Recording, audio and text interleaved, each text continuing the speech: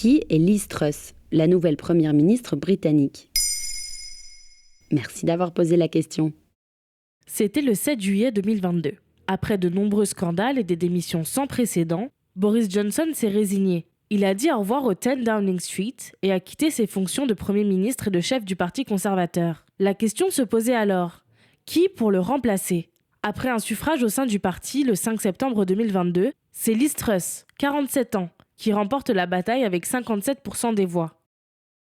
Elle devient alors la 3e femme première ministre du Royaume-Uni après Theresa May qui avait quitté ses fonctions en 2019, mais surtout Margaret Thatcher, figure de la politique britannique autant adorée que décriée. D'ailleurs, Liz Truss aime à jouer de la comparaison avec celle qu'on appelait la Dame de Fer, notamment en reprenant ses codes vestimentaires. Quel est le parcours de Liz Truss? Née loin des conservateurs, dans une famille qu'elle qualifie de plus à gauche que les travaillistes et anti-monarchique, c'est à la fac, à Oxford, que Liz Truss se rapproche du parti de droite du Royaume-Uni. Elle devient députée conservatrice en 2010, aux grandes dames de sa famille, et enchaîne par la suite les postes dans différents ministères.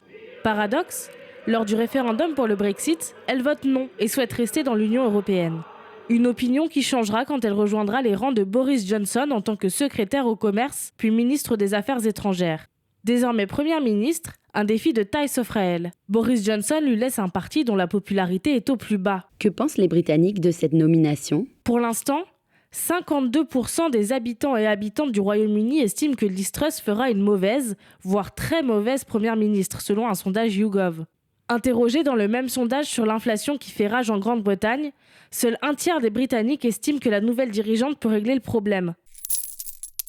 Par ailleurs, elle est considérée par ses détracteurs comme mauvaise oratrice, une réputation qui se confirme à l'heure de son discours pour le décès d'Elisabeth II, jugé gênant par les internautes anglais. Et maintenant que la reine est décédée, que va-t-il se passer pour Liz Truss? À peine a-t-elle eu le temps d'être investie par la reine Elisabeth II que celle-ci s'est éteinte. De fait, Liz Truss va devoir collaborer avec le nouveau roi Charles III, mais aussi mettre en pause l'application de son programme pendant les 10 jours de deuil national.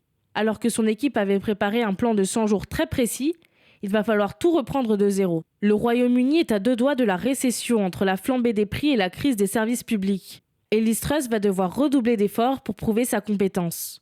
Gros programme. Voilà qui est Liz Truss. Maintenant, vous savez, un épisode écrit et réalisé par Maëlle Diallo. Ce podcast est disponible sur toutes les plateformes audio. Et si cet épisode vous a plu, n'hésitez pas à laisser des commentaires ou des étoiles sur vos applis de podcast préférés.